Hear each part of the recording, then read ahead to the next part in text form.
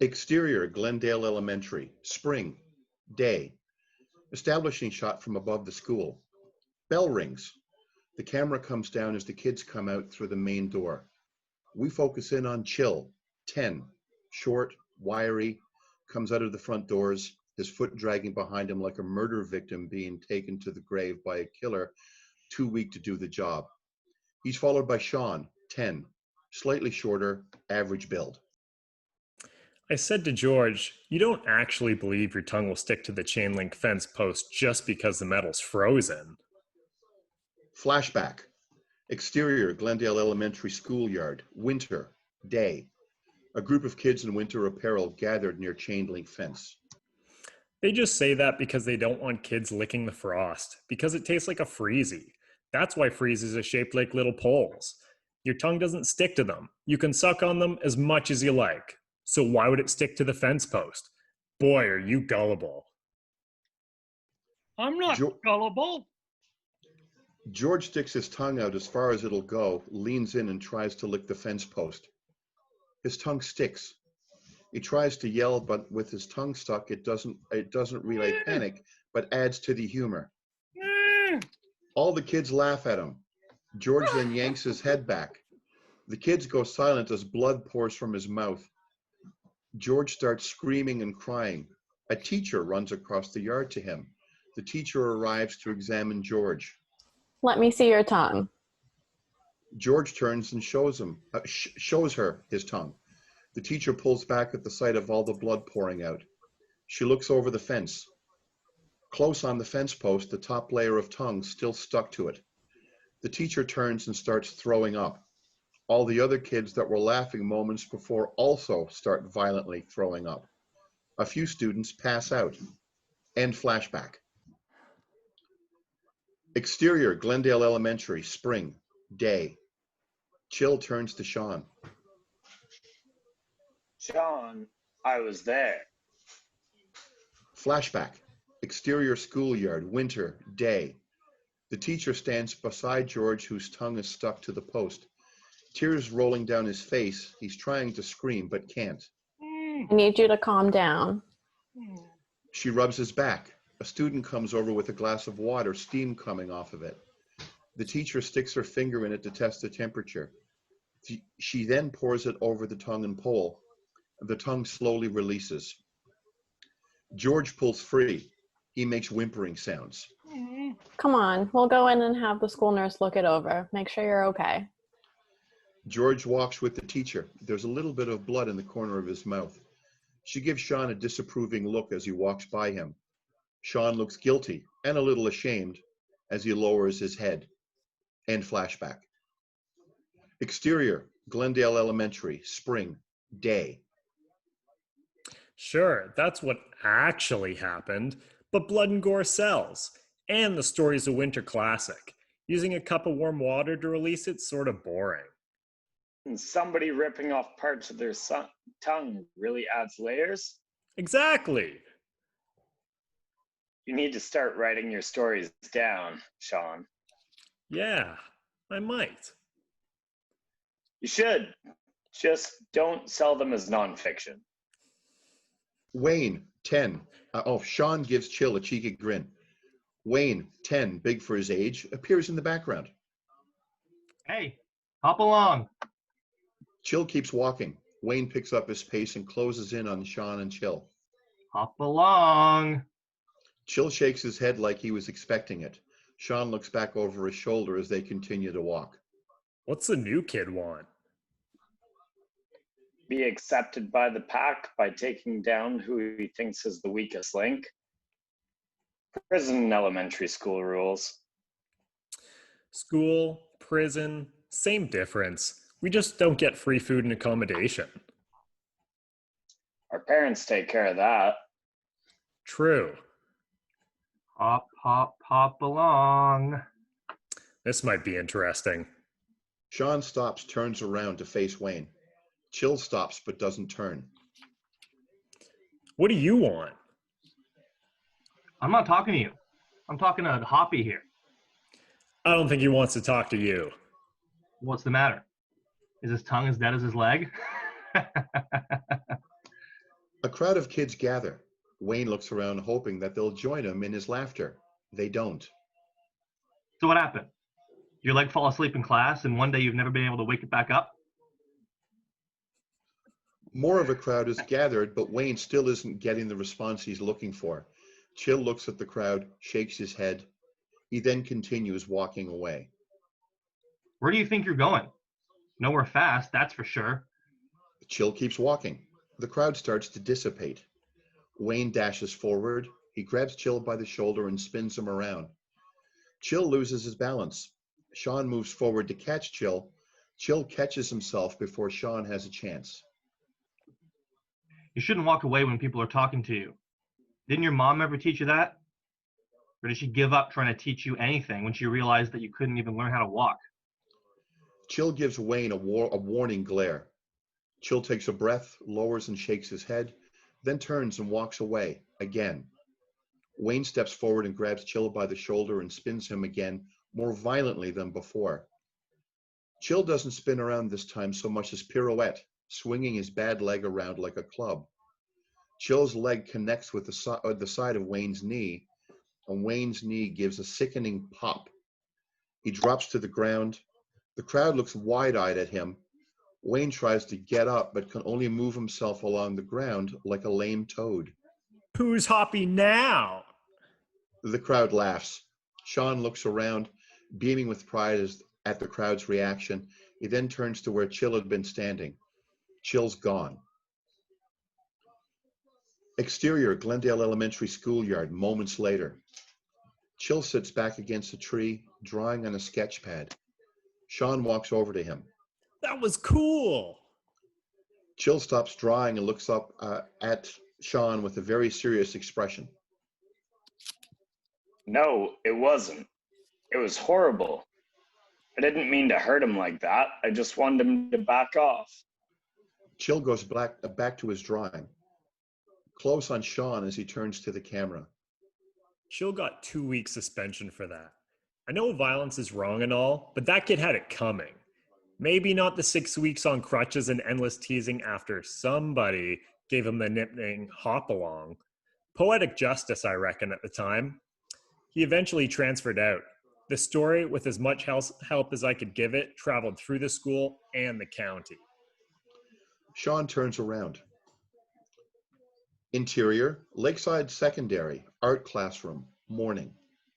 Sean, 15, spins around on a stool to face the front of the class. He's sitting at a rectangular table which he shares with Chill. He has pencils, paints, and a large piece of paper in front of him. By the time Chill and I got to high school, the kid had 2 broken legs, both broken in 3 places. No one ever made fun of Chill again, until our teacher in 10th grade. What Chill did to that teacher would shadow the other story into obscurity. Sean grabs a gummy out of a plastic bag that's in the outside pocket of his knapsack. He licks the back of the gummy and throws it up to the ceiling. I'm close in on Gummy Bear, sticking to the ceiling. Nice. Good work. Sean nervously looks at Miss Surrette, 32. She's looking at another student's work. She then continues to another desk to examine their work. Sean looks at the bowl of fruit that is front and center in the class. He then leans back, stretches, and looks over at Chill's rendition of it. Sean leans forward again and changes parts of his own, trying to match Chill's. For the record, I'm not really cheating. It's called being influenced by. It's done in the arts all the time. Artists, filmmakers, musicians, being influenced by one another, other artists, musicians, and filmmakers. I've also been influenced by Susie Jenkins' math test. That's between us. Sean looks over at the kid sitting at the table beside them. Hey, Pete Moss, give you $1 to drink the paint water. Stop calling me Pete Moss. Come on. Your teeth were only green for a week after the last time you did it. It wasn't a week, and it was only one time I drank it. Yeah, but saying the last time sounds better. And really, that's the sort of thing you only need to do once to be remembered for. Has anyone ever told you you're a real jerk? As long as I'm real, being true to yourself is the most important thing. Pete shakes his head. Sean smiles, then pretends to reach for the paint water and then mimes drinking it. Crackle of the PA system. Good morning, students. Sorry for the late announcement. First, I'd like to welcome you all back to the second semester. I hope you had a great break. Now I have an exciting announcement. Our art teacher, Miss Surrette, and I were talking this morning and decided that that blank wall in the front foyer needs some livening up. So we are going to hold a contest. All the students are welcome to enter submissions for a mural. We were first going to just have the art students, but to be fair, I have decided to open it to everyone. Miss Surrette looks up to the PA and shakes her head. The deadline is 2 weeks from today. Good luck to everyone. Now back to your regularly scheduled programming. Miss Surrette turns to the class. Anyone in this class who wishes to do an entry can use this time to work on them. Sarah Davis, 15, short hair with large black glasses, raises her hand, knocking her pencil case off the desk as she does. Sarah scrambles to pick up the case and its contents that spilled out. Yes, Sarah? Won't we be up against the seniors? Yes, but don't let that discourage you. You all have great talent or potential. Miss Surrette glances at Chill when she says it. This could be a great opportunity. And when opportunities and challenges arise, saying yes opens doors. Saying no closes them. Miss Sara, Yes, Pete? Boss. Pete gives Sean a dirty look. does that go for drugs too? The saying yes thing? I mean, if you're offered the opportunity. The class chuckles. Yes. The class falls into stunned silence.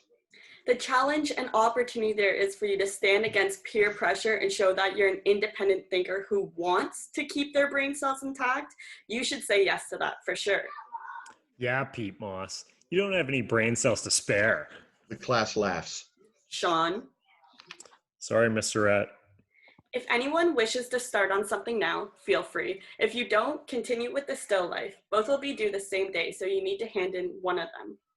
Chill pulls the still life aside and starts sketching something new. Sean looks over at Pete. Pete Moss. Pete sticks up his middle finger. Are you showing me your IQ or your favorite play toy? Shut up! Pete? Sean smiles a satisfied smile. Sean? What? Miss Surrette gives them a stern look. Sean goes back to his painting. Interior, Lakeside Secondary, English classroom, morning. Chill and Sean enter the classroom. Other students are already taking their seats. More enter behind them. Chill leads Sean to the far side of the room. They take their seats, Sean sitting in front of Chill. Sarah Davis is at the desk next to Chill in the next aisle over. Are you going to submit an entry for the mural?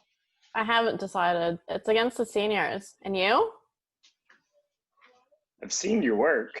You should enter. And I've seen yours, so no false modesty. Chill blushes. You should enter. Sean spins around. Have you heard anything about the new English teacher? Nothing. What type of teacher do you think he'll be? A, B, or C? A, B, or C? Sarah takes out a book and starts reading it. Chill drops his sketch pad onto his desk. Yeah, I've worked it out. There are 3 types of teachers. Mind if I sketch while you explain? Have at it. Chill starts to sketch. Okay, so the first, type A. They want you to do as little as they can and go home. They give you an assignment at the beginning of class and take the whole class to complete. While you're working on it, they mark work from their other classes so that they'll have their nights and weekends free. Easy teachers. As long as you're quiet, you can do just about anything you want with that hour. After you get your work done. Of course. Then there's type B, the ones who end up teaching, who think themselves better than it and are bitter at everyone for having to do a job that's so obviously beneath them. Type B picks their favorite, which are the students who are the most easily controlled, and then grind down the rest, crushing every dream they've ever had before the real world does it. Type Bs are the ones who spark the stereotype, those who can't do, teach.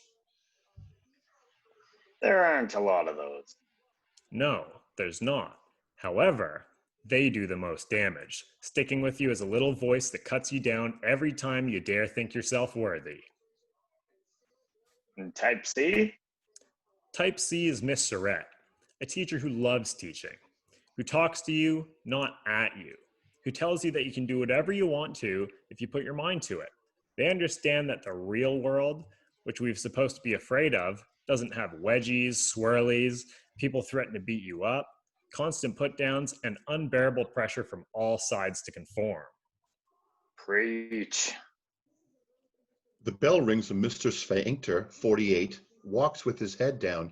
Shoulder-length graying ginger hair hangs at the side and covers his face.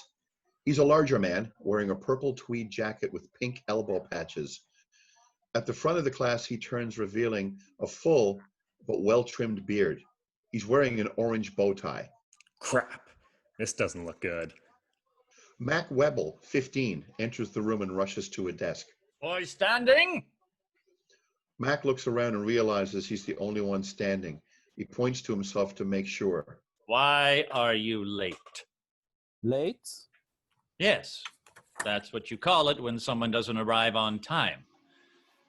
I see I've got my work cut out for me, if you're any representation of the class's abilities. The class watches intently. Chill is lost in his sketches, seemingly oblivious to the world around him. I followed you in. And I was right on time, so that would make you... Late? Is that a question? Late. Very good. Now, since we've made some progress, I will let you take a seat and only put you on probation. And if you're late again, you'll be going to the office. Now sit. Mac remains standing, confused. Sit! Mac goes to the closest desk and sits. Well, class, He picks up a piece of chalk and turns to the blackboard. my name is Mr. He writes his name on the board, pronouncing it as he does. Mr. Sfinkter. The class starts to chuckle. Mr. Sfinkter spins around. He's about to explode in anger when there's a knock on the door. His expression changes into a charming smile when he turns towards the door. Miss Surrette, what a lovely surprise. Miss Surrette stands in the doorway holding onto a book bag. And what do I owe this unexpected pleasure? Hill forgot his bag. Kill? He tilts his head somewhat, perplexed by the name, then turns to the class. Chill? Sean turns around and nudges Chill. Chill looks at him. Sean nods towards the door. Chill turns and looks, his eyes light up seeing Miss Surrette. Come get your bag. Chill goes to get up. That's okay, I can bring it to him. Extending his hand and arm in a welcoming gesture. As you wish, madam. Miss Surrette smiles at Mr. Sfinkter, struck by his manners and charm. Miss Surrette goes to Chill and hands him his bag. Thank you. Let's not make a habit of it this semester, eh? I'll try. That's all I can ask. She smiles at Chill and turns to Mr. Sfinkter and nods. Thank you. Chill places his bag on the floor next to his desk. It was our pleasure. Miss Surrette exits. Mr. Sfinkter looks down at his desk. He runs his finger down the class list until he finds the name Chill. He looks up at Chill. Mr. Holinground, is it? Yes. Should I expect you to be causing many interruptions? No. Good. If you leave your bag here, you may find yourself rummaging through a garbage bin to get it. Am I understood? Yes, Mr. Sfinkter. Sfinkter! It's Or sir, to you, and everyone else for that matter. Since you all seem to have problems with language, we'll use small words. Yes, sir.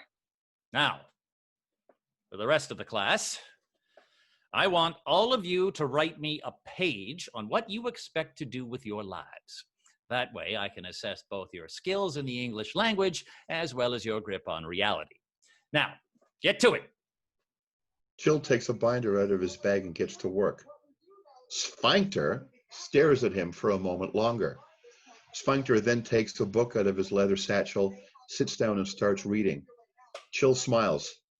Sarah Davis looks over and smiles at Chill. Chill looks towards Sara and his smiles turn into a glow. Interior, Lakeside Secondary, English classroom. Later. The bell rings. The students start packing up. Everyone put your papers onto the desk before you leave. You didn't say that they were due at the end of the class. Well, I'm saying it now. But I'm not finished. Then you'll be starting the semester with an F. Very disappointing. A few students sigh at the comment. Some quickly scribble on their papers. I can hand in what I've done. Hand in what you hand it in when you're done. Thank you. But you'll still be getting an F. But. May I remind you that you're already on probation? Don't push me. Sean picks up Chill's paper and takes it up to Sfinkter's desk and drops both his and Chill's paper down. Mr. Sfinkter has gone back to reading his book. Interior, Chill's house, kitchen, evening. Sean and Chill are at the kitchen table. Sean's reading. Chill's sketching. There are motivational plaques all over the kitchen with quotes like, "Go confidently in the direction of your dreams. Live the life you've imagined." Thoreau. There is only one thing that makes a dream impossible to achieve, the fear of failure. Paulo Coelho. Be who you are and say what you feel, because those who mind don't matter, and those who matter don't mind. Dr. Seuss. The front door opens off camera. Sean looks up with a big smile on his face as Orchid, 36, enters the kitchen. She's wearing a blazer, pants, and a button-up shirt. Sean stares at her. Hello, Miss Holinground. Hello, Sean. She walks over and kisses Chill on the top of the head. She takes off her blazer. Sean continues to stare. How was school today? She walks over to the fridge and opens the door. It was all right. She bends over to get something off the bottom shelf. Sean's smile widens. Chill slaps him on the back of the head. Sean looks at him and rubs the back of his head. What was that for? Chill glares at Sean. Sean smiles mischievously. The school's new English teacher's a real jerk. Why do you say that? He just is. Though, I think he's a type A, so it should be easy enough. Type A? Chill looks up at Orchid and shakes his head. Sean goes to open his mouth, but Orchid continues. He's probably just feeling a little awkward himself. Adults get nervous on their first day, too. Give him a chance to settle in. He may grow on you. How was your day? Good. They're asking about you at the station. When is that first aid course you were talking about? In 3 weeks. I'll check. Have you decided to join me? Yes, I think so. Can I come too, Miss Holinground? We could be partners. I think mouth-to-mouth would be a very useful life skill. I really want to be there for people when they need me, you know? Chill shoots Sean a look. Sean smiles widely, staring at Orchid. That's very considerate of you, Sean, but I reserved the last 2 places. Orchid turns to get a glass of water. Well, if you need to practice. Chill slaps him on the back of the head, harder than last time. Orchid turns back around. You should come by the station after school. Everyone would love to see you. I can come down to the station with you, Miss Holinground. Maybe be your understudy? I don't have an understudy. That's why you need me. I'd be happy to be under you. Chill looks at Sean like he might kill him. Shouldn't you be getting home? My parents don't mind. Really. All the same, I'm sure they'd like to see you. She does this a lot. It's her way of flirting with me, trying to make it seem like she wants me in front of Chill, but really it's because she's afraid she'll show too much affection if I stayed. Sean turns back to Orchid. Oh, all right then. He gets up and grabs his bag. I almost forgot. Chill's going to be the school mural. Really? That's great. Why didn't you say? Because I haven't even been selected. I haven't even drawn up my submission. When I do it, it goes against the entire school, including the seniors. Anyone could be doing the mural. Oh, he'll be doing it. I've seen some of the seniors' artwork, and it sucks. It doesn't suck. By comparison, it does. I think Sean's right about you winning, not about the sucking part. You're extremely talented. I have every confidence in you. You're my mom. He's my best friend. Neither of you are impartial. True, but if you do the mural, I'll be there with the cameras for the big reveal. You should cover it regardless of who wins. Well, yes, of course. Impartial journalism and all that. I'll contact the school tomorrow. That way, when you win, it won't seem like nepotism. She smiles and looks over at Sean. Sean smiles back, tilts his head, and raises an eyebrow. Orchid stops smiling and shakes her head. She gives Chill a big hug and a kiss on the cheek. I'm very proud of you. Are you proud of me too? Yes. Sean opens his arms for a hug. Go home, Sean. So coy. Exterior, Chill's house, night. Sean exits the house and walks along the street. You might be wondering about Chill's dad. He lives in another city now. Chill sees him once a month for a weekend, if his dad isn't busy, which he usually is. Now why they aren't together? Well, the story as I happen to overhear goes like this. Flashback. Interior, Sean's house, dining room, night. 2 years previous. Sean has his ear pressed tightly against the door. Interior, Sean's house, kitchen, continuous. Orchid and Aileen Fitzsimmons, 38, sit at an island in the kitchen. Each have a glass of wine in front of them. There's a bottle in the middle. The night Chill came over here because I had to go to the meeting to do the interviews with Town Hall. Bill said he couldn't do the camera or watch Chill because he had to go and look at a new computer that would be more powerful to run the new editing software. And the babysitter wasn't available because yada, yada, yada. Orchid takes a long drink of wine. Yes. Well, it turns out the babysitter was available. Very much so. Flashback. Interior, news van, night. Patrick, 36, is behind the wheel. Driving down the road, Orchid digs through her soft leather briefcase. She places it down and picks up her purse and starts digging through it. Damn, we need to swing back to my house for my notes and questions. We're already cutting it close. I left them on the nightstand. I'll be quick. Exterior, Chill's house, night. Van pulls up out front. Interior, Chill's house, master bedroom, night. Orchid enters the bedroom and turns the light on. Bill, 38, and Shannon's, 18, heads pop out from under the covers. Orchid stares at them for a second and walks over to the nightstand, picks up her notes, turns, and walks towards the door. Wait, Orchid, Orchid stops in the doorway and turns around. I'll be at the meeting for a couple of hours. That should give you enough time to get your stuff together and get out. You can pick up the rest later when you find a place. You don't mean that. The babysitter, Bill, really. Bill lowers his head in false shame. I want you gone. Orchid exits. Interior, van, night. Orchid Got him. hops into the van. Let's go. Bastard. End flashback. Interior, Sean's house, kitchen, night. Aileen is staring in shock. Bastard. Yep. That's like Robbing the cradle? arsehole. Yep. But good for you. You didn't miss a beat. And Bill's lost out huge. Aileen picks up her glass of wine. To your strength and fortitude. Thank you. Orchid picks up her glass of wine and they toast. Thank you. You're an inspiration. They both drink. Interior, Sean's house, dining room, night. Sean still has his ear to the door. Bill's an idiot. Interior, Sean's house, kitchen, night. Aileen, turning to the door between the dining room and the living room. Sean? Interior, Sean's house, dining room, night. Sean panics and runs away.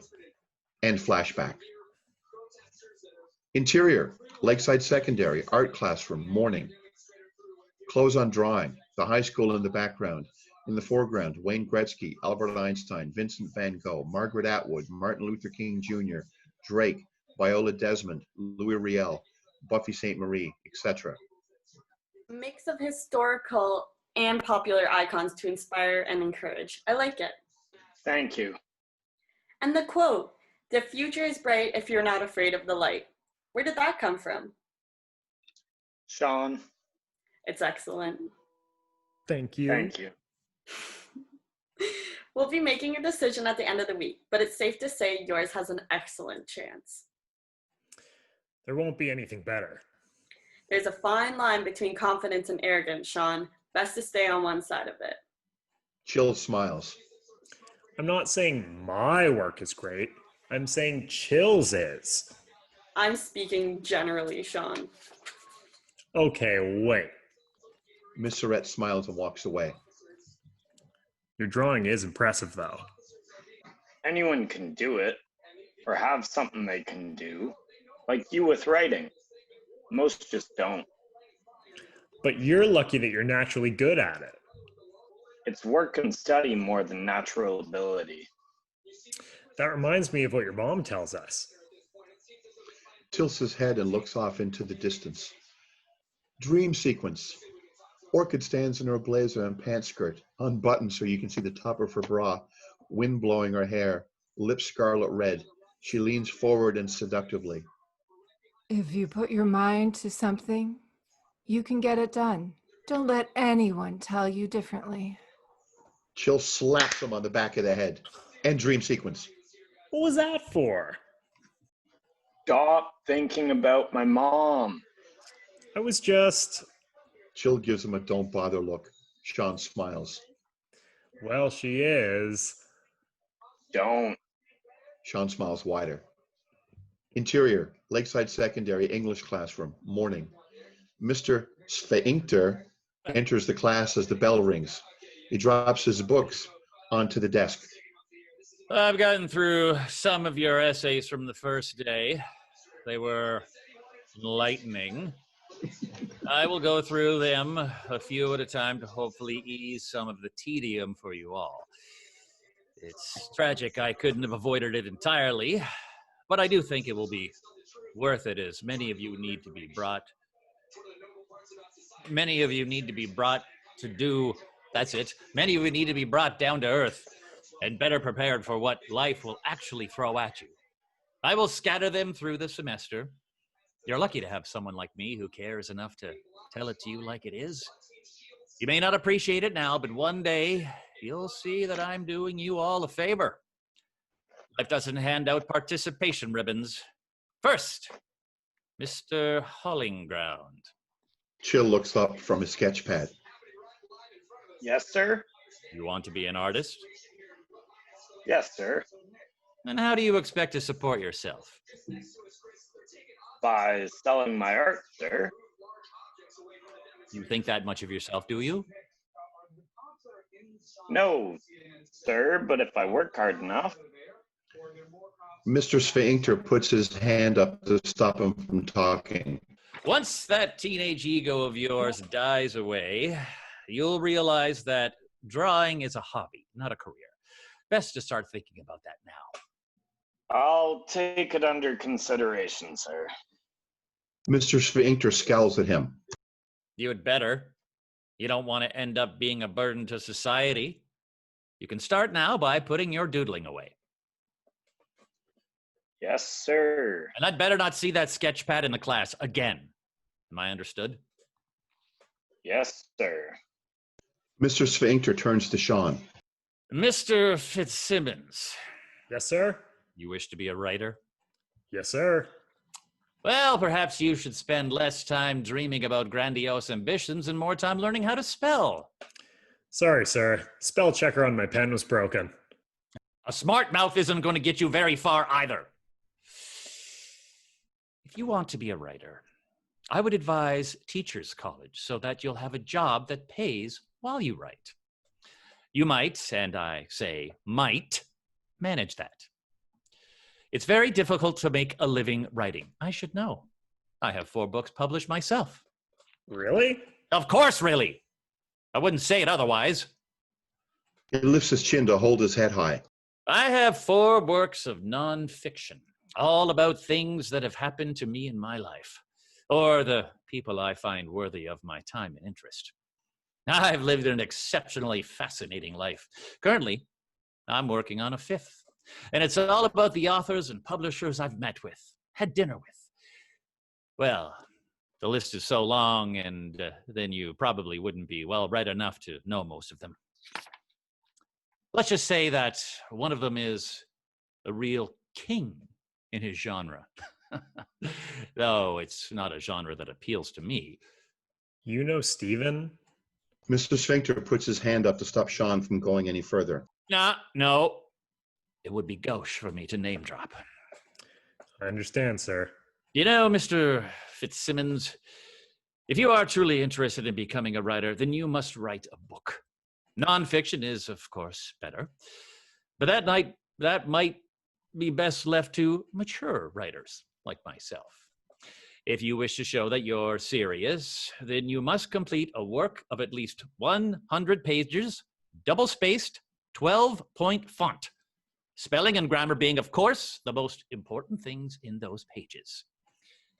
If you do this, and I deem it worthy, I will give it to one of my many, many friends in the industry. They'd be more than happy to do me a favor. Really? Really.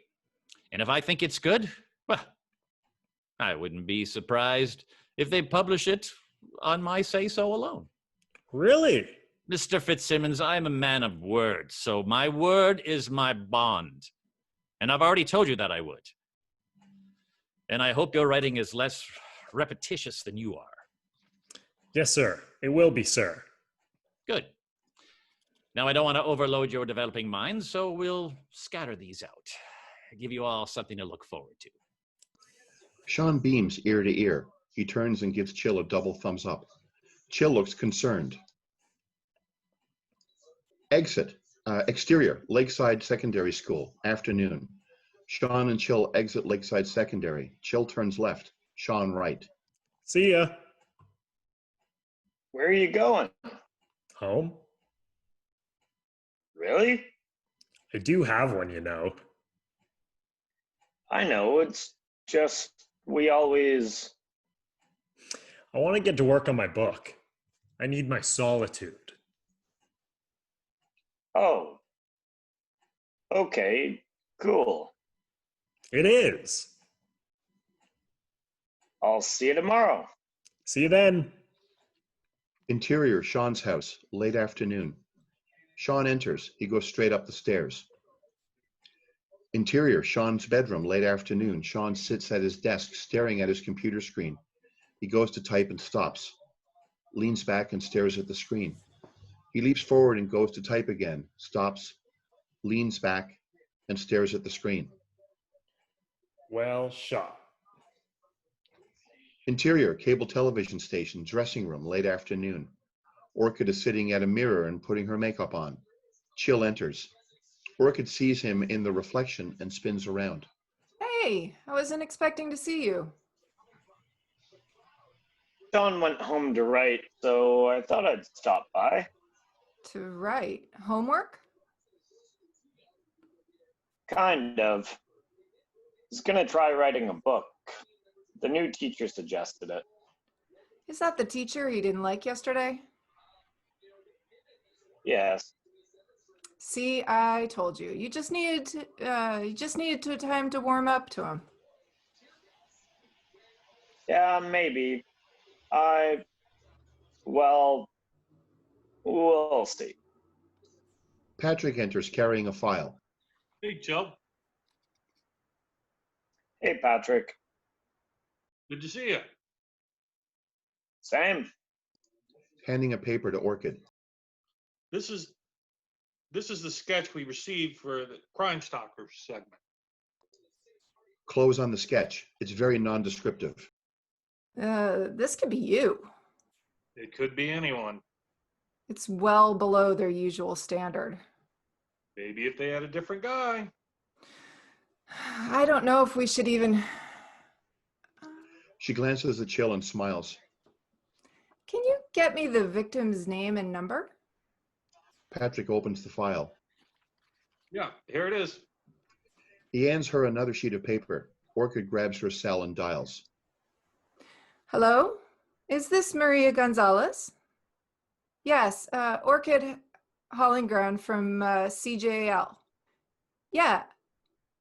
Why, thank you. We're running a segment tonight about the robbery of your store. I'm looking at your sketch. And it's not as detailed as we usually would. Yes? Yes? She lowers the phone and looks at Patrick. It was best the artist could do. Maybe a new person? Contact the police station about that? Noted. She puts the phone back to her ear. Would you mind if I sent you a quick photo of the sketch? Great. To Patrick. Hold up the sketch. Patrick holds up the sketch. Orchid takes a picture of it with her phone. She sends the photo. Pause. Did you get it? Great. You could, can you give me any added description and we could air? Or give me a few extra minutes? She looks at Chill. We happen to have an extremely talented artist on staff here today. Orchid winks at Chill. That would be great. I'll just put you on hold for a few moments while I get him and he can make any necessary improvements. No, thank you. We very much appreciate your time. Orchid hits the hold button. Get Chill set up at the desk in the corner. Mom, Just do your best. If it doesn't work, no harm, no foul. But I know you'll do great. Chill opens his mouth to say something. Right this way, new staff member. Is there anything you require? Chill looks at Patrick, then his mom. No, I think I have everything I need in my bag. Great. Now give me a kiss and get to work. Chill walks over and kisses her on the cheek. She kisses him back. Love you. Love you too. Orchid hands her phone to Chill. Patrick escorts him out of the dressing room. Interior television station later. Chill hands the sketch to Patrick. The sketch is a vast improvement in every way from the one we saw earlier. You are very talented. Your mom's praise is well placed. I'll show you how to load it, and then I'll show you how to load it into the teleprompter. Cool. Chill gets up and follows Patrick out. Interior, Sean's bedroom, evening. Sean lies in his bed smiling as he watches Orchid on the news. Here is the artist's rendering of the perpetrator. The picture that Chill drew fills the television screen. Sean tilts his head as he looks at it. He sits up and squints at the TV. He looks into the corner. That's Chill's mark. I knew I'd recognize his style. Cool. Turns to the camera. Not many could recognize his work on sight, but I'm exceptional. Knock on the door. Hello? Exterior, Sean's bedroom. Internal bedroom intercut, continuous. Aileen Fitzsimmons stands outside the bedroom door. Sean, Who else? can I come in? Sure. Aileen enters the room. Interior, Sean's bedroom, continuous. I'm surprised that you're at home at this time. Disappointed? Don't be ridiculous. I couldn't be happier. Will you be joining us for dinner? What are we having? Seriously? I'll come down. All right, and we're having spaghetti bolognese and garlic bread. And I'm definitely coming down. You really know how to make a mother feel good. I'll be there for your company too, of course. It'll be ready in 20. Thanks, Mom. Yeah. Aileen stops and turns back around. Is everything okay? Yes. Why? You're home. I'm working on Everything's fine. You're sure? It's great. I promise. Okay. Aileen exit. Sean turns off the TV. He picks up a notebook and starts writing. If Chill's Art's already on TV, I need to get to work. Interior, Lakeside Secondary, art classroom, morning. The class are focused on their work. Miss Surrette is at her desk. The PA crackles on. Attention students, sorry to interrupt, but today is the big day. I have a very important announcement regarding the mural competition. It was a hard decision to make. There were many excellent entries. Painstakingly, we had to pick just one. Congratulations are in order for all entries. You all... Get on with it. Sean, he can't hear you, and that's rude. Sean grimaces. So, now, the winner is... Sean starts to do a drum roll on his desk. The rest of the students follow his lead. Mr. Chill Holinground. The class erupts in applause. Sara looks over and gives him a double thumbs up. Chill smiles and blushes a bit. Congratulations, Chill. We all look forward to seeing your masterpiece and welcoming visitors for years to come. Now back to your regularly scheduled programming. The class keeps applauding. Okay, quiet down. I have another announcement. Without giving anything away, because we don't want anyone knowing too much about the mural before the unveiling. However, another student penned an inspiring message to go on the mural, and he will be assisting, Mr. Sean Fitzsimmons. A much smaller round of applause. Where's the love for the written word? Philistines? It's not the written word we're not showing love for, Sean. Don't you have some paint water to drink, peat moss?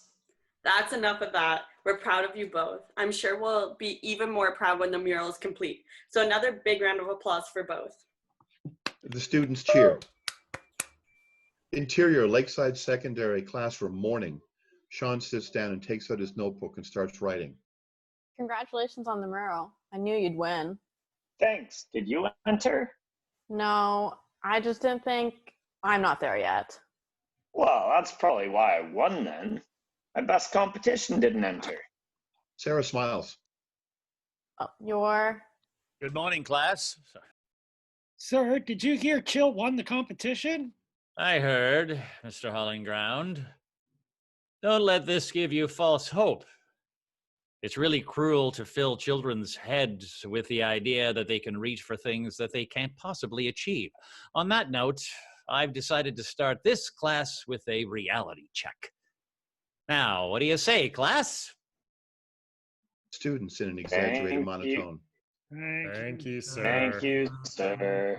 You could show some more enthusiasm. Oh, well. I can't expect your developing minds and your sheltered lives to understand. He looks over and sees Sean writing. Mr. Fitzsimmons. Sean is writing but doesn't look up. Chill nudges him. Sean looks at Chill. Up here, Mr. Fitzsimmons. Sean turns to Mr. Sfinkter. You haven't taken to doodling now too, have you? No, sir. Then what do you find more interesting than my life lessons to your fellow students? I'm working on my book. You said I can continue through your life lessons when you did them. And why would I say that? Because you want me to finish it so I can be a writer like you. Oh. Well, I suppose if you want to be like me, you're already on the right path. Carry on. Thank you, sir. Okay, then. Who is the lucky one today? Ah, Mr. Jackson. I see you want to be a nurse. A boy looks up nervous and a little embarrassed. Yes, sir. While I'm glad to see you are realistic enough not to say doctor, I still think that perhaps some sort of veterinary assistant would be more realistic still.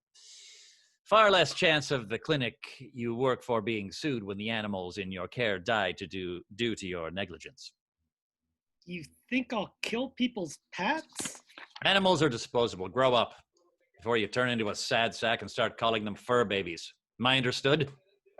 Yes, sir. Close on the boy, looking disheartened. Good, good. Then let's move on. Interior, Lakeside Secondary, front foyer. Tarped off area, morning. Mural is fully sketched out on the wall. Chill and Sean, in a tarped off area, are carefully beginning to paint different parts of it. How's the book coming along? It's coming. What's it about? It's about this guy who everyone thinks is mean, but he's really... It's about a lot of things. Chill sighs and then forces a smile. When am I going to get to read it? You're going to have to buy a copy like everyone else. Seriously, though, it isn't that great. He's going to show it to a publisher. Chill remains focused on painting. Can you take a look at the mural from back there and tell me if the ears look okay? Sean backs away until he hits the tarp. I mean, even if he doesn't like it, he'll still give me input, and that's input from a published writer. Does it look okay? Looks fine.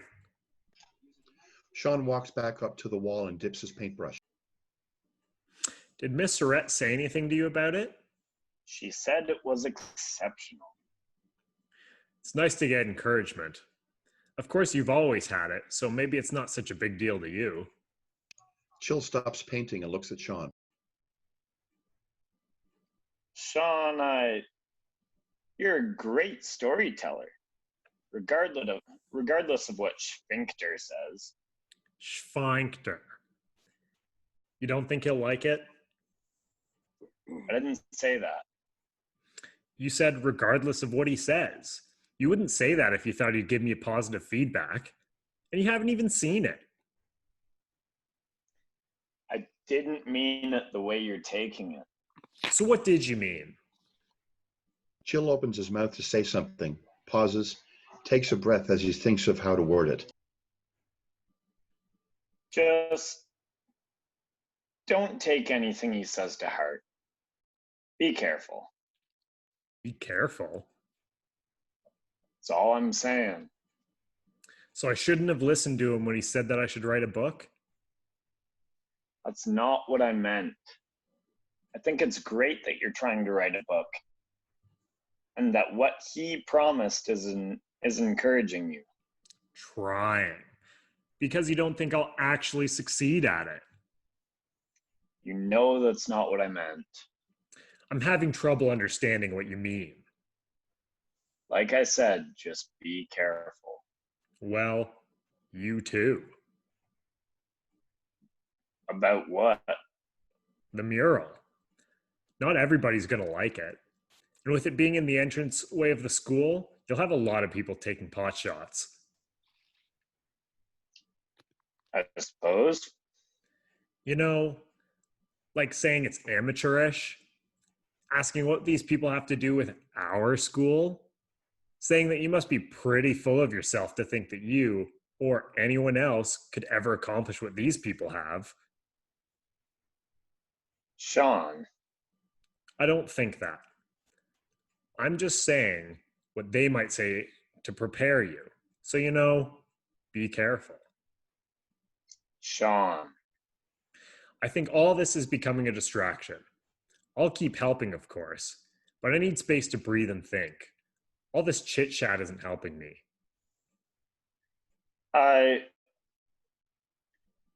Okay. Whatever you need, whatever you think will help. Because I can need all the help I can get, eh? That's totally not. Let's clean up. I don't want to be late for Mr. Sfinkter's class. Chill sighs. Okay. They start cleaning up in silence. Interior, car, morning. Orchid is driving. Chill is in the passenger side. How's the mural coming along? It's coming. And Sean's book. I haven't seen him in a while, which is weird. Good, I guess. What do you mean, you guess? He doesn't say much to me. Did you two have a fight? Not exactly. He puts a lot of faith in Sfinkter. In what? The teacher. Sfinkter? Sure. Come on, you're better than name calling. You're 15. You should be past that. He's a type B teacher, and Sean seems to think that he's a type C. What? He's a bully, Mom. How so? He says things like, I can't make a living as an artist. I need to have a backup, and Sean should look into teaching and... A lot of people think that way. And while you're very talented, you've chosen a difficult path, which I'm proud of you for. He probably thinks he's preparing you for that. That's what Sfinkter and now Sean say. But it's more than that. It's the things he says, the way he says them. I'm telling you, he's a bully. Like with... Are you sure you're not just being a little sensitive? Which is good for an artist, but you need a tender heart and a thick skin. It's not just about me, though. It's how he treats other students, too. And I think he's setting up Sean to fail. Interior, large room, continuous. There are desks set up all around the perimeter with first aid books and kits on them. Most of the desks are occupied. There's a paramedic in the corner sorting out a stack of first aid dummies. Chill and Orchid enter and look around. They spot 2 empty desks together in the far corner. Chill and Orchid head toward them. Sorry, you could be a little jealous. Chill stops and looks at her. Jealous? Orchid indicates for him to keep walking. He does. It'd be understandable. He's taken your best friend away. But it's good for Sean. You need to think about that. He's finally writing. Haven't you always encouraged him to do that? Yes. Not that he ever listened.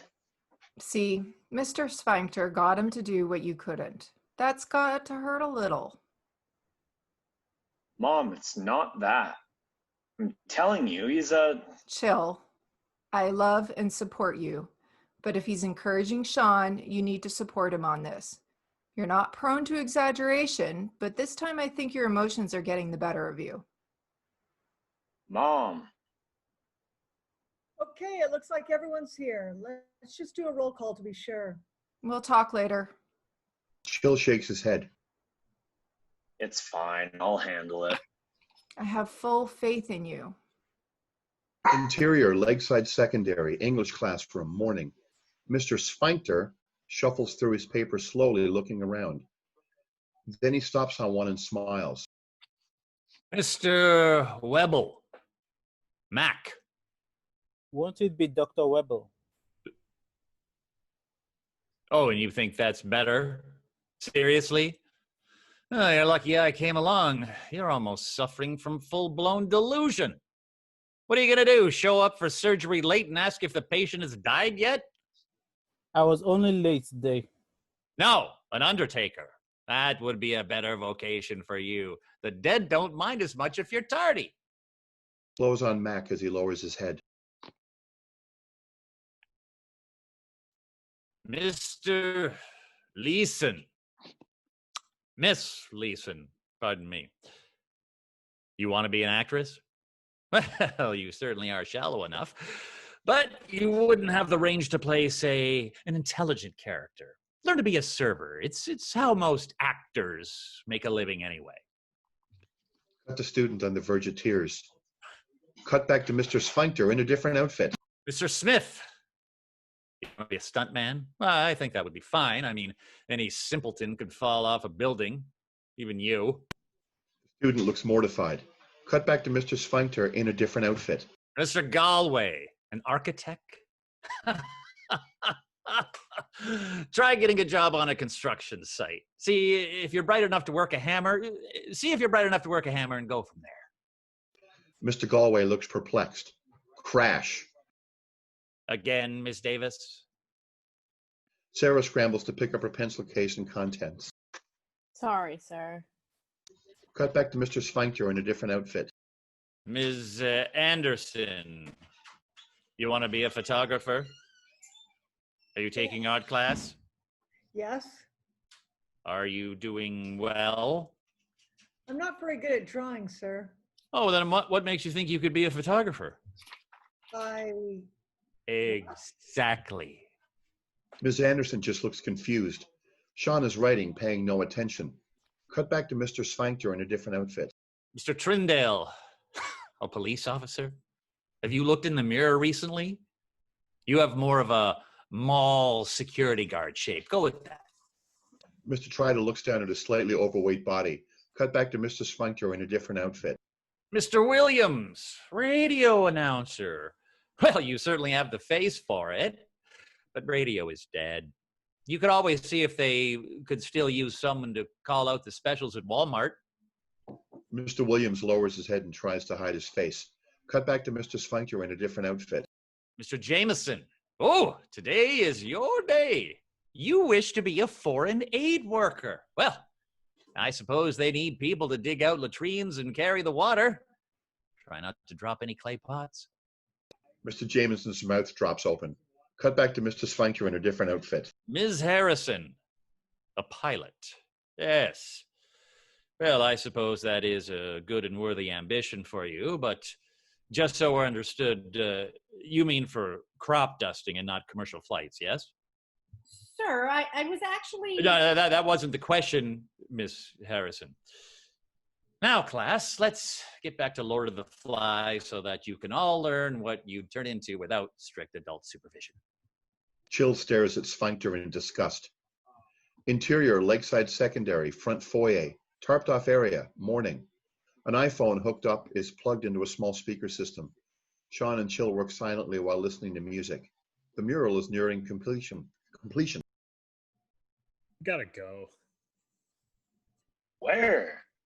Bell won't go off for a while. I want to get to class early to give Mr. Sfinkter my book. You finished it. That's great. Can I read it? Sure, if you want to. Of course I want to. I'll get you a copy when I get the chance. Cool. All right. Is it okay if I go? Of course. Sean grabs his stuff and pulls the tarp back to leave. Sean? Sean turns back to Chill. Yeah? Luck. Thanks. Interior, Lakeside Secondary, hallway, morning. Sean waits impatiently outside Mr. Sfinkter's classroom. The class exit and Mr. Sfinkter follows them out wearing a bright lime green blazer and a bright red bow tie. He's fidgeting with keys and doesn't notice Sean. Morning, sir. Mr. Sfinkter is startled. Oh, Mr. Fitzsimmons. Yes, I know. Of course, I know. I was pausing for dramatic effect. Why so punctual? Not working on Mr. Holinground's graffiti today? I finished it. Oh, good for you. I have somewhere before the next class to go begins. Yeah, okay. But... Sfinkter puts his keys into his pocket. I'll see you shortly. Go in and take your seat. Okay. Interior, Lakeside Secondary, English classroom, later. Sean stands impatiently by Mr. Sfinkter's desk. The other students start to filter into the class. Chill comes in and goes to Sean. So, what did he say? I haven't seen him yet. Chill nods and goes to his seat. Mr. Sfinkter comes in. I finished it. What did you finish and what does it have to do with me? The book. This is an English class, Mr. Fitzsimmons. You're going to have to be more specific as to which book you finished. My book, sir. The one I've been writing? The one you told me to write? Oh, yes, that. Whoa, good for you. Yes, I remember when I finished my first book. It was quite a feeling. My editor was almost salivating when I gave it to him. Yes, the size of it alone was so intimidating, he was struck dumb. Editors and publishers can be an arrogant bunch of people, but when they saw it, you could see just how it humbled them. It can be intimidating for some. It can be intimidating for some to stand in the presence of genius. Anyway, enough about me. We must get on to studying the works of my peers. Now, take your seat. I have a copy for you, sir. Sean hands him the manuscript. You? Oh, yes, of course you do. Put it on my desk. Sean stares at him. Well, I can't very well read it now, can I? You will look at it, though, won't you? Yeah. Yes. Take your seat. Sean sets his manuscript on Sfinkter's desk and goes to his desk. Sfinkter opens the top left drawer of his desk, tosses Sean's manuscript into it, and closes the drawer. Sean looks at Chill. Chill tries to smile supportively, but doesn't quite manage. Today, another fortunate student will get to be woken up to reality. Which one of you is the lucky person? Oh, Miss Sara Davis. You want to be... We have another surgeon. Complete lack of intelligence aside, with your clumsiness, you'd be more likely to cause an injury than to cure. No. I think you'd better rethink that. Yes, perhaps pick up a job where your environment has nothing to do with sharp edges. A daycare would be good, but you shouldn't be around small children. You'll kill them for certain. Perhaps the Nerf factory is hiring. Snapping sound. The class turns and looks at Chill, who's holding a broken pencil. Mr. Holinground, is there a problem? Chill stares at the teacher, breathing deeply to try and get a hold of himself. None I wish to discuss, sir. Chill and Mr. Sfinkter stare at each other. Chill doesn't flinch. Mr. Sfinkter looks away. Right, then. Everyone take out your copies of Romeo and Juliet. The play has a lot to teach you. It shows not only that children should listen to their elders, but the dire consequences when they don't. And that for so-called true love to exist, it has to happen when the people are too young to know better, and then both parties must die in the early stages of the relationship before they grow to be utterly sick of the sight of each other. The class takes out their books and notebooks. Close on Chill, reaching into his bag and slipping a piece of a sketch paper into his notebook. Interior, Lakeside Secondary, English classroom, later. As Mac reads from the play, Chill sketches. Both by myself and other friends, but he, his own affections, counselor. I will not say how true, but to himself so secret and so close, so far from sounding and discovery, as is the bud bit with an envious worm. Air cannot spread his sweet leaves to the air, or dedicate his beauty to the sun. Could we but learn from whence his sorrows grow, we would as willing give cure to know. Mr. Sfinkter raises his hand to stop the proceedings. Mr. Holinground? Chill keeps sketching. Mr. Holinground? Chill drops his pencil and looks up. Yes, sir. Nice to see you taking such detailed notes. It's a great play, sir. Despite what you may think, Mr. Holinground, I am not an idiot. Now bring your sketch forward. Sketch, sir? Bring it. Chill looks down at the sketch and then up to Mr. Sfinkter. He takes a deep breath, gets up, and starts to bring the sketch to the front. Pick up your feet when you walk, Mr. Holinground. All the students are shocked at the comment. Chill pays no attention and keeps moving forward. Knees high, Mr. Holinground. Chill stops. I can't, sir. You can't, or you won't? Can't, sir. Why not? I have a bad leg. Oh. I've never noticed that before. That doesn't surprise me, sir. What's that supposed to mean? Chill stares but doesn't say anything. How long have you had this handicap?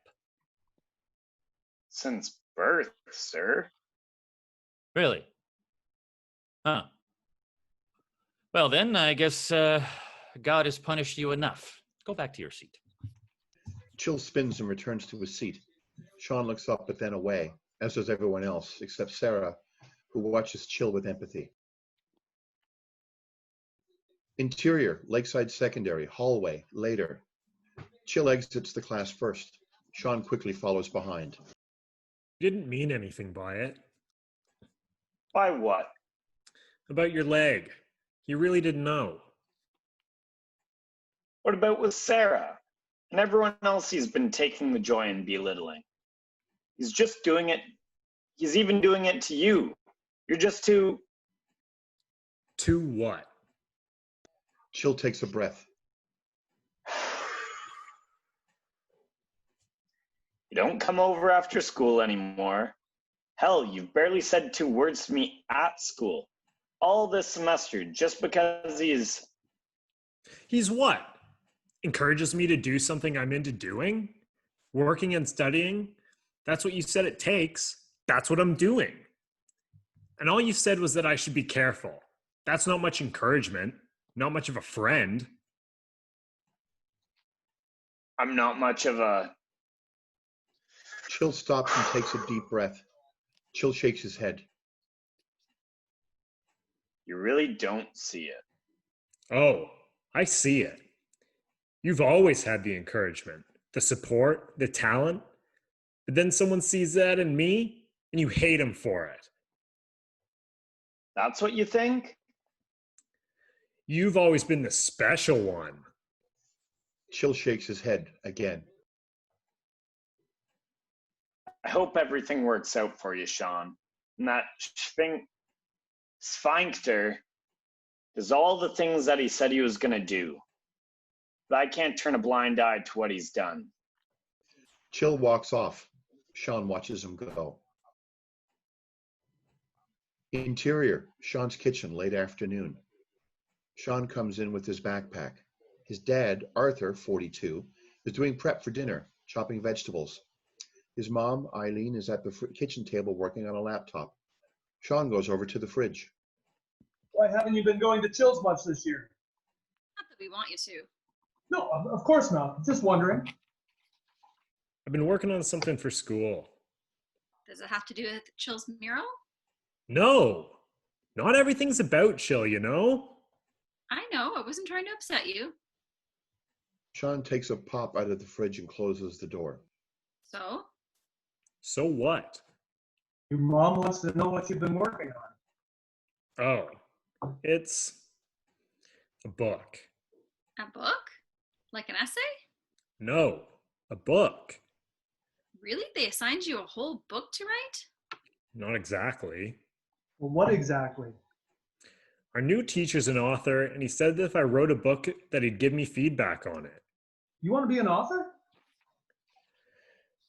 I knew you'd think it was stupid. That's why I didn't say anything. Whoa, slow down. Why would you think we'd think it was stupid? Because it's not, you know, a practical job. When did we ever say or even imply that we wouldn't support you unless it was practical? And there are ways to measure risks, like... Those things we can discuss later. How is the book coming? I finished it. Really? That's awesome. I can't wait to read it. Really? Of course. My son, the author. I like the sound of that. Thank you. Aileen gets up, walks over, and kisses Sean on the top of the head. Art reaches over and rubs his arm. Okay, this is getting a little freaky now. Yeah, we're not really the touchy-feely types, are we? No. Just this one once wouldn't kill us. Art and Sean look at each other. Do you feel like you're dying, son? Strangely, no. I'm gonna go to my room to watch the news, though. Yeah, probably best, for safety's sake. Boys. Interior, Sean's bedroom, evening. Sean hops onto his bed and turns on the TV. Orchid fills the screen. Interior, television station, evening. In our Crime Stoppers segment tonight, we are asking our viewers to assist in the apprehension of a man who's been reported for exposing himself to high school students around the city. The man is described as being large, heavy-set, in his 40s, usually dressed in a flamboyant manner, approximately 6 feet tall. Here is our artist rendition of the suspect. Interior, Sean's bedroom, evening. Sean's television screen fills with a sketch of Mr. Sfinkter. Oh my God. Mr. Sfinkter? He's a... Oh no. Oh, chill. You've gone too far this time. Well offside. He grabs a cell phone and dials. If anyone recognizes this man, call Crime Stoppers at 555-STOP. That's 555-STOP. Well, thank you. We thank you for your assistance. Chill. Call me. Tell me this wasn't you.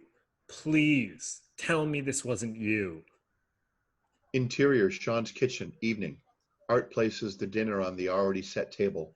Sean dashes into the kitchen. I was just about to call you. I need to ask you guys something. What's up? Well, chill. I mean, I was... What is it? Nothing. Well, it must be something. No, it's nothing. Just something to do with school.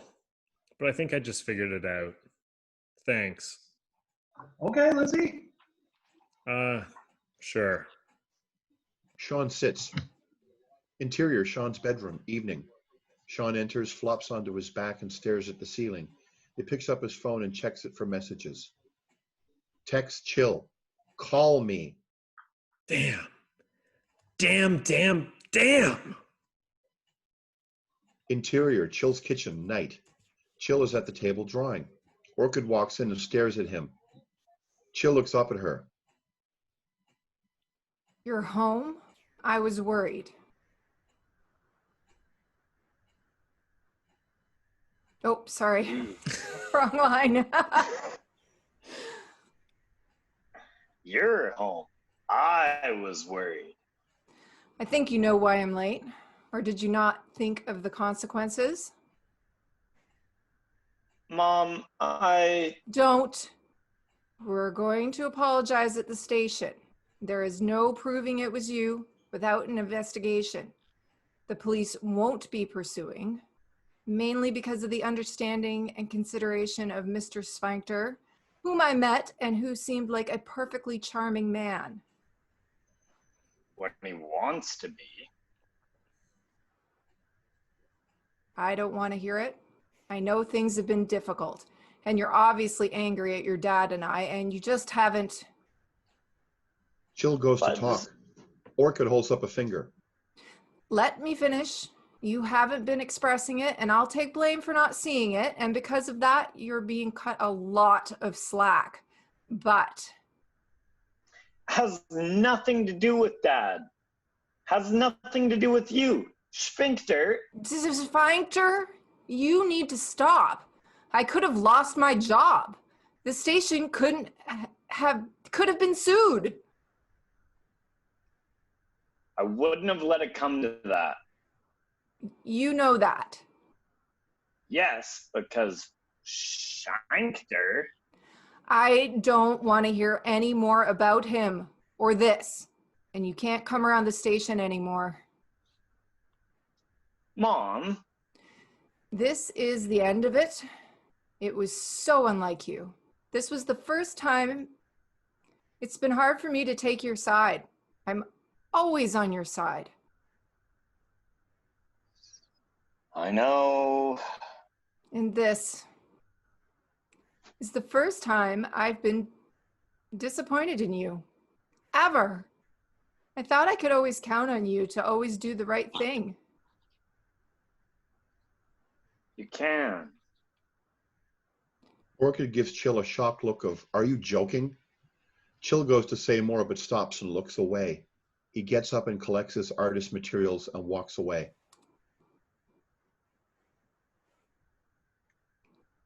I'm sorry. Good night. He keeps his head down as he goes. Orchid lowers her head and lets out an exhausted sigh. Chill stops at the door. Sometimes things aren't as clear-cut as they seem. Maybe Sometimes doing what appears to be wrong is the only way to set things right. Maybe when you're ready to listen, you'll understand. He walks off. Orchid goes to say something, but then just shakes her head, lowers it, and lets out another sigh. Interior, Lakeside Secondary School, hallway, morning. Sean marches down the hallway. Students are talking as he passes. I heard he was arrested. I heard he was wanted across the country. I heard he's on the 10 most wanted list. Sean stops in the hall next to an open door. The sign on the door reads Teacher's Lounge. He listens. Interior, Teacher's Lounge, morning. Sfinkter stands next to the coffee maker. Miss Surrette sits quietly in the corner. No harm done. I think it was a horrible thing to have happened. Just terrible. You should sue the station. No one is going to be suing anyone. They're going to issue a full apology tonight, and that will be that. Well, I hope they get to the bottom of it. I told them I didn't want it pursued. Took some convincing, but they agreed. Don't you want to know who did it or why? Oh, please, please. I really don't want to go down this road. We have a great responsibility as teachers in the development of young and fragile minds. It was a stupid but eventually harmless prank that was easily cleared up. There'll be no lasting damage to me, and I don't want there to be any lasting damage to anyone else. I just want to move on. You are such a kind, and understanding person. I don't know why anyone would pull such a prank on you. You are a credit to our profession. Oh, thank you for saying so, but really it's nothing. We all got into some mischief in our day, huh? Everyone laughs. Interior, Lakeside Secondary School, front foyer, morning. Marches down the hall towards the tarp. Interior, Lakeside Secondary, front foyer, tarped off area, morning. He throws back the edge of the tarp and enters the area. Chill is hard at work on the mural. I know it was you. Could you hand me the blue? It's not cool, Chill. You think green would be better? The only reason the police aren't pursuing it is because Mr. Sfinkter asked them not to. You tried to throw him in the fire, and he pulled you out of it. You've got him all wrong. He's just trying to prepare us for life. He didn't tell me because he didn't want to tell me. He didn't tell because he didn't want them to tell what motivated me. Now, did he? I wish they had investigated. Found out what he's really like and stopped him from telling it as it is? Chill shakes his head. He's done stuff all semester. Why did you do that? Why did you do what you did on the day I handed my book in? What? Why does everyone think it's about him and not Some people are still going to see him as a flasher, whether he did it or not. Well, it's only the student he shows himself to, and every one of them sees it but you. And he exposes their every insecurity. He ridicules and insults, highlighting every fear, exploiting every weakness, and playing down every good. And he uses things they shared with him to do it. It's a violation of trust. It's a violation of they do the most damage, remember? You said it yourself. Type B. That's not what he does for me. For me, he encourages. Type C. Chill shakes his head. You see what you want to see, and he tells you what you want to hear. And to hell with everyone else. He's just being honest. The world won't dote on you and encourage good points while overlooking any flaw. Do you honestly think he can ever dream of accomplishing a fraction of what these people did? That's what he's preparing us for. Maybe you should thank him for finally giving you a dose of reality instead of pulling hurtful stunts. What reality is he preparing you for, Sean? A book tour and a publishing deal? Miss Surrette outside. Chill, Sean. Chill and Sean turn and look at the edge of the tarp as Miss Surrette opens it. Miss Surrette, can I return to class? Is everything all right? Everything's fine. It's just the finishing touches. I'm more in the way than I am helping. Is that all right with you? That's fine. Okay then. Thank you. Sean marches away. Miss Surrette watches him leave, then turns to Chill. That was a strange thing that happened to Mr. Sfinkter last night, wasn't it? Chill doesn't say anything. I saw the picture on the news. It was an incredible likeness. Chill nods. I heard the two of you don't get along. Is there anything you want to talk about? No. If there's a problem, I'd like to know about it. He belittles everyone. I haven't seen that. He's not that way with the teachers. It's just in front of the students. He's a bully. Well, all I've seen is a very nice, understanding, and charming man. Maybe you're misreading him, or perhaps maybe even being a little oversensitive. Most great artists are, you know. Long pause. Well, what do you say? That could be it. Can I ask a favor? What's that?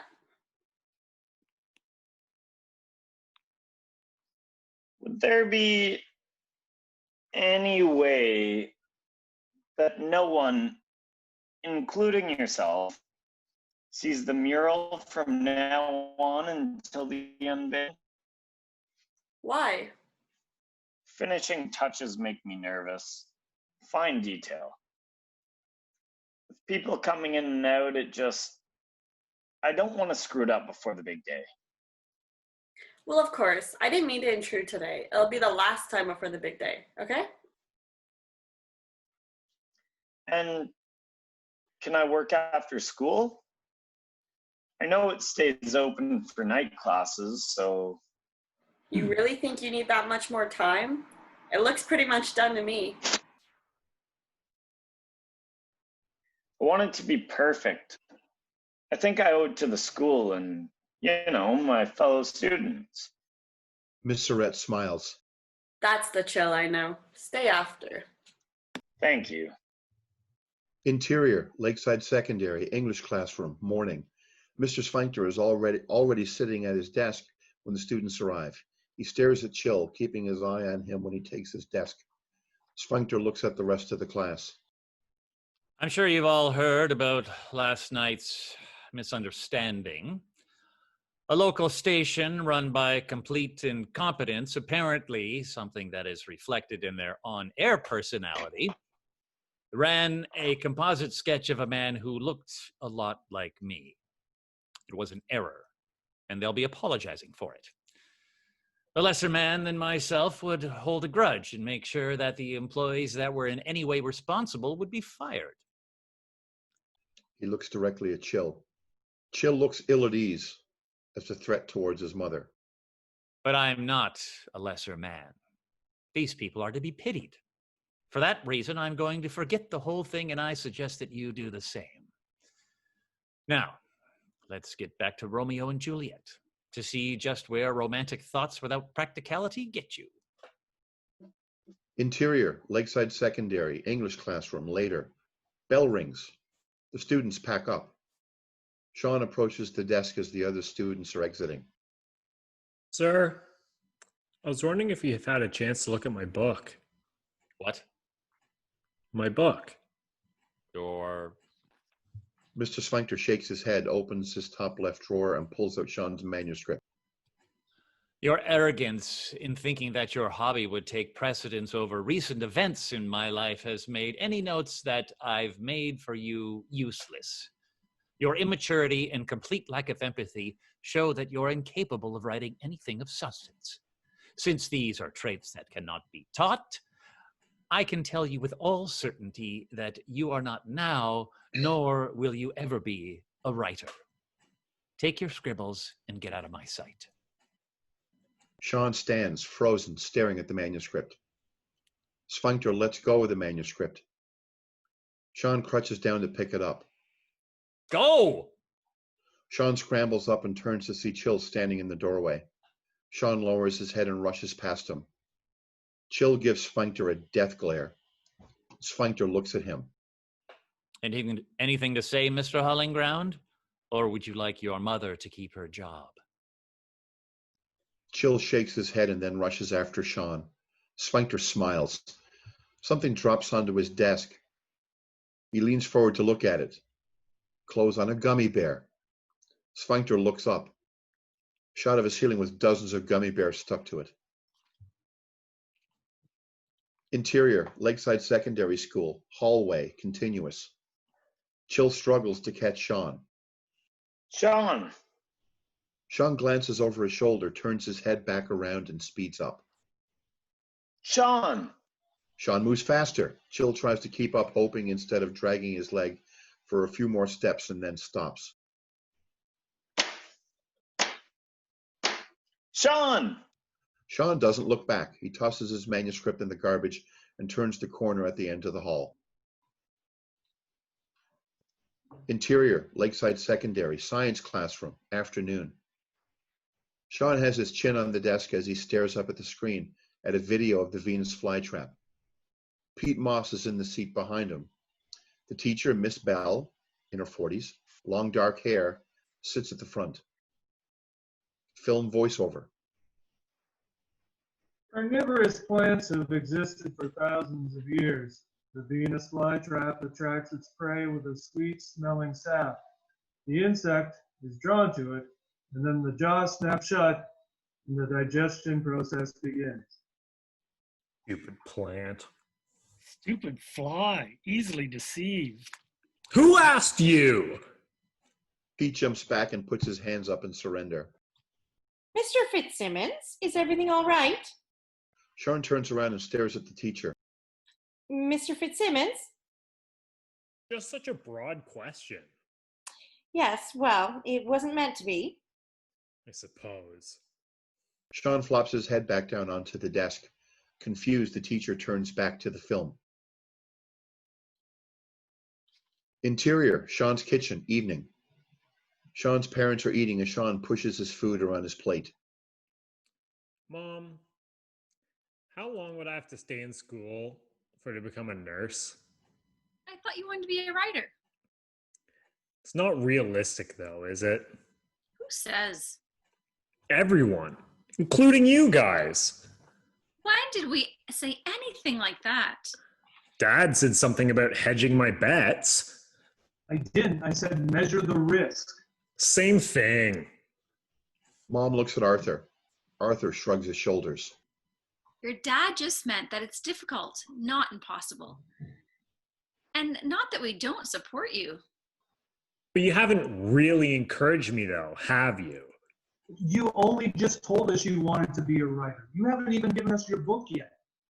I dumped it. What do you mean you dumped it? It was crap. That's who? Me. Go upstairs and print off another copy. I deleted it. I deleted everything I've written and torched the handwritten version. Clean slate. Okay, let me get this straight. You wrote an entire book out by hand and then entered it all into a computer, then destroyed everything before anybody read it. Yes. Well, that wasn't very smart now, was it? Calling him stupid isn't going to encourage him. I didn't say he was stupid. I said his actions were. Right here, guys. I'm right here. Very smart people can do tremendously stupid things. That's all I'm saying. I have no idea how to take that. It's a backhanded compliment. Forget that backhand and take the compliment. Okay. Thanks. No problem. Interior, Sean's room, night. Sean finishes brushing his teeth. Teeth are screened in his ensuite bathroom. He comes out of his washroom in his pajamas and goes to his computer. His phone gives a text sound. Sean checks it. Read your book. It was great. I wasn't keen on fishing through the garbage. I had to scrap some burrito off it. And I got some funny looks in the hallway while digging, but it was all worth it. Good job. Sean replies to the text. Thanks. That means more to me than it means a lot. Sorry about being such an ass. I saw what I wanted and I ignored the rest. We'll talk tomorrow. And if you could bring the manuscript, that'd be awesome. Due to stupidity, it's now my only copy. Sean hits send, pauses for a moment, and then turns to the camera. I had the support all along. Real support. I just didn't realize it. It came from my parents, or would have if I gave them a chance. Chill's mom and Chill. Chill was my greatest supporter. Sfinkter, on the other hand, well, I thought when he was nice to me and nasty to everyone else, that made me special. It really just meant I was gullible and easy to control. No one wants to think of themselves as that. I was like the fly attached to the sweet nectar. I got sucked in. I thought an enemy was a friend, and I treated a friend like an enemy. I couldn't tell the difference between a Sfinkter and a Holinground. Sean gives the camera a "you get it" look with a cheeky grin. Interior, Sean's kitchen, morning. Aileen and Arthur are having their breakfast at the kitchen table. Sean enters. Hey, are you excited about the big mural reveal? Excited for Chill.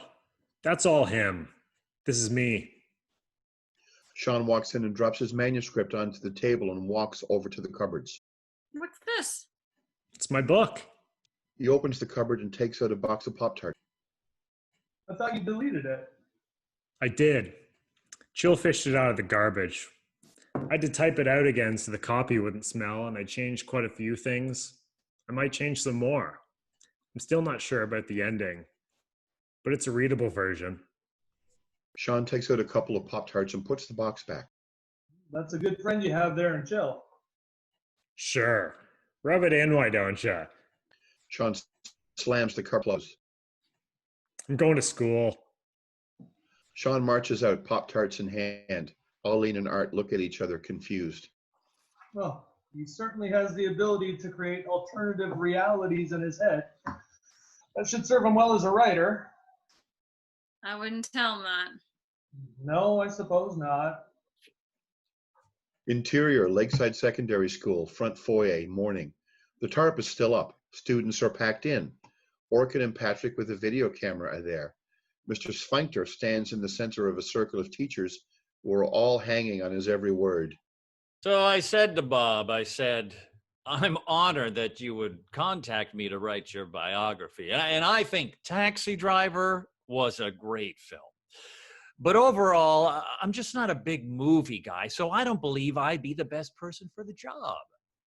You turned down Robert De Niro? Well, I don't really look at it as me turning him down, just giving him some direction so that he could find the best person for the job. Humility and knowing your limits is important for a writer. And actors always need direction. Yeah. The other teachers join in on the laughter. Sean looks around for Chill. Orchid turns and waves at Sean, and Sean waves back. Chill emerges from behind the tarp and stands by Miss Surrette, who is standing beside a rope that they have hooked up to pull it down. And Chill waves Sean over. Sean takes a step forward and stops. It's your moment. Chill steps forward to walk over to Sean.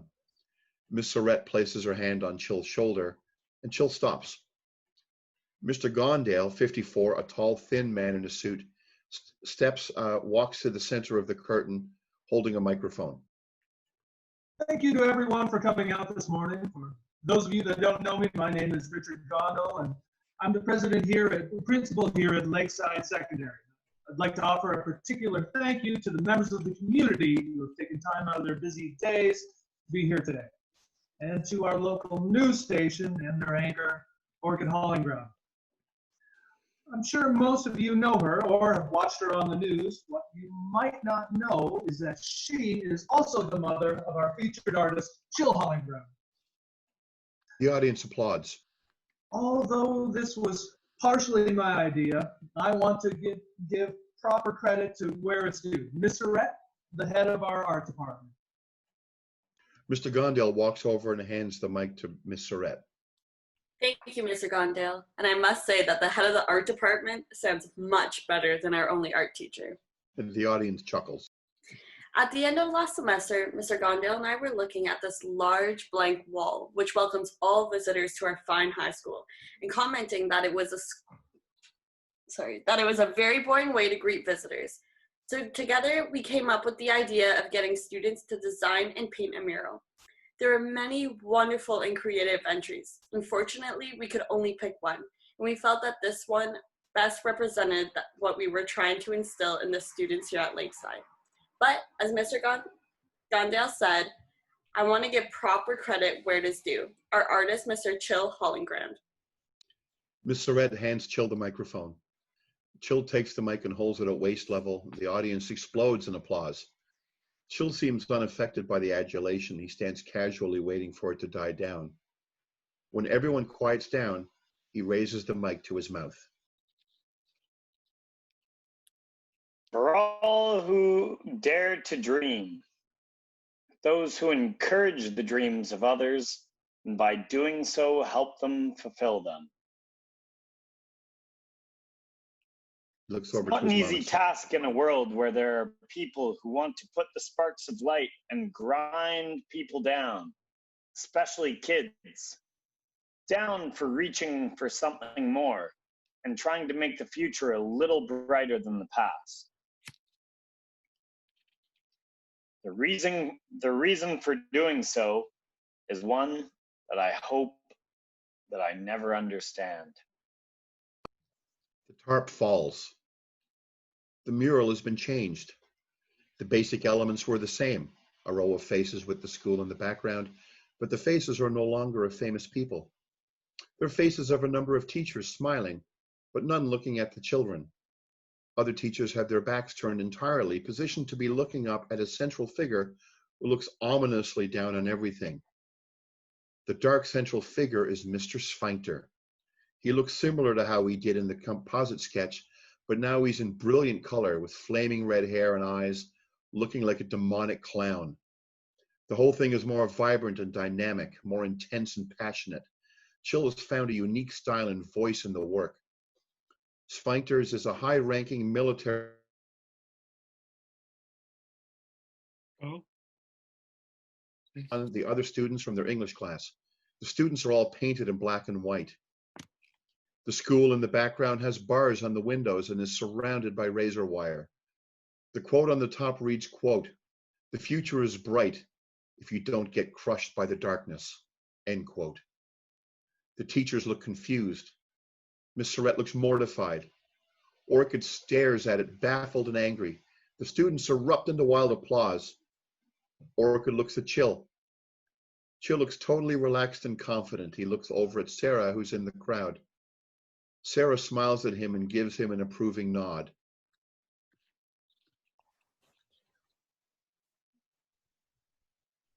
Sara? Thank you. We all thank you. Orchid sees her say it. She then looks back at Chill. Chill looks over to his mom. He gives her a sad smile, like he's disappointed in her. Cover it up! Cover it up! The teachers rush in and grab the tarp to help the principal.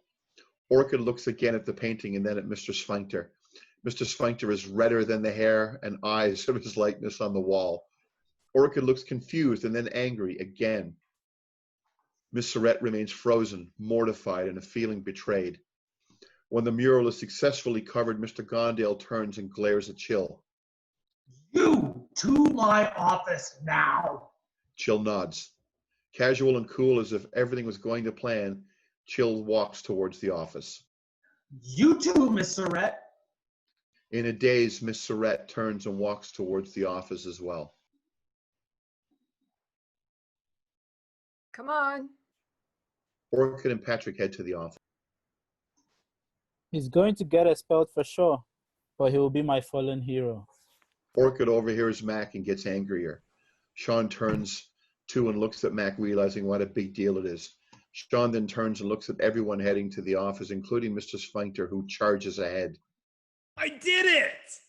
Everyone stops, turns, and looks at Sean. Patrick points the camera at him. It was me. I got it in the school last night. I broke in. I changed the mural. I was mad at Mr. Sfinkter for not reading my book after he promised. Is he an abusive teacher? Sean looks at Patrick. He is surprised by the question, like he hadn't really thought about it before in those terms. Into my office. Come on. Exterior, principal's office, moments later. They all enter the office, Orchid and the cameraman following. Mr. Gondale stops Patrick. Not you. Freedom of the press. Just wait here, Patrick. I can't let you in either. He's my son. Now get out of my way. Mr. Gondale gets out of her way. Orchid rushes in. Mr. Gondale closes the door. Interior, principal's office, continuous.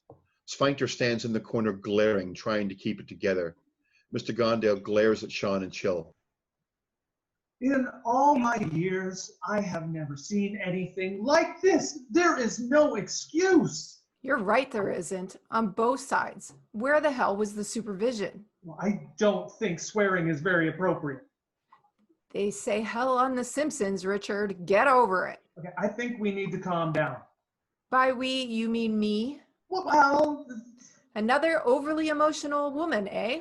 Oh, that is not what I said or meant. What did you mean? I mean, it was your son that painted that atrocity. Now who needs to calm down? Explain yourselves. Sean looks to Chill. Chill shrugs his shoulders. Sean turns to Mr. Gondale, but avoids eye contact. Sorry. That's it? Turns to Chill. And you? Chill just shrugs again. Well, a sorry and a shrug isn't going to cut it. You're both suspended, effective immediately. What about our exams? If you're allowed back, you'll have to repeat the semester. Sfinkter's glare turns into a smirk. Orchid notices it. This school has a zero bullying tolerance policy. You have to learn that actions have consequences. Orchid looks at Mr. Gondale, but points at Sfinkter. What about his actions? Well, I think Mr. Sfinkter is the victim here, wouldn't you say? No, I wouldn't say. What we saw out there is the effect. I want to know the cause. Chill tried to tell me before, but... She looks apologetically at Chill. I didn't listen. That's my failing as a mother. But I'm ready to listen now, and I'd like to know why. Turns back to Principal Gondale. I assume your zero tolerance policy is as stringent for teachers who bully. That's insulting. How dare you accuse me of such a thing? I am a dedicated and respected teacher. Keep your bow tie on, bozo. Sean looks at Orchid with the pure love in his eyes. Close on Sean as he turns to the camera with a big smile, absolutely glowing. Sean to the camera. You see why I love her, don't you? She has a no bullshit policy with everyone, except maybe me. But I'll stop that. It's Holinground. Sean turns and looks at the principal as we go back into a wide shot of everyone in the room. I'm sorry about the name calling, but there needs to be some kind of investigation before anyone is threatened with expulsion. The lack of one would not only be unfair, but it would look like the school was trying to cover something up. I assure you, I am not trying to cover anything up, Miss Holinground. Tell it to my viewers. I agree with Miss Holinground. You're to blame for all this, leaving these children unsupervised. First of all, they're not children, Mr. Sfinkter. Secondly, the reason I left them unsupervised is that they've never given me a reason not to trust them. Well, they have now.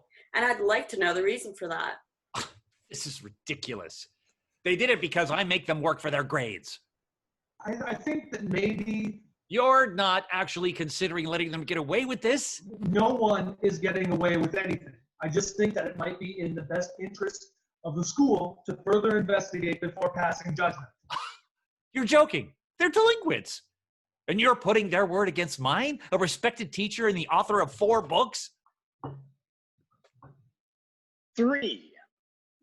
And self-published, or vanity publishers, which I believe is a step down from self-published, maybe even lower than a blog, just above the comment section. Mr. Sfinkter stares at Chill, furious. You put them in the library and I did some research. I know what you did at the station, and I will demand your mother gets fired. I will not have my character or reputation called into question by some mouthy little delinquent, daydreaming, hobbling gimp or his trashy wannabe celebrity mother. Everyone turns and stares at Mr. Sfinkter, mouths open. Sfinkter looks around at everyone, his face bright red.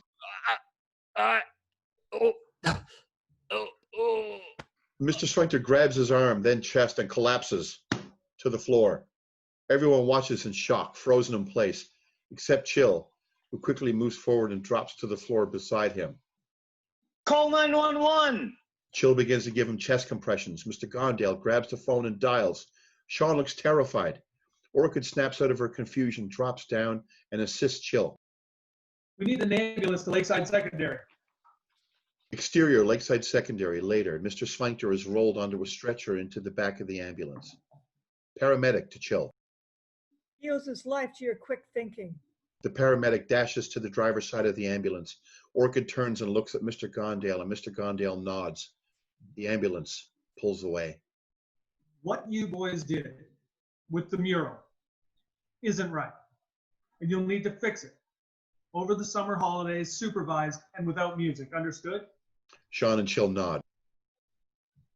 We'll figure out what other actions, if any, are necessary after that.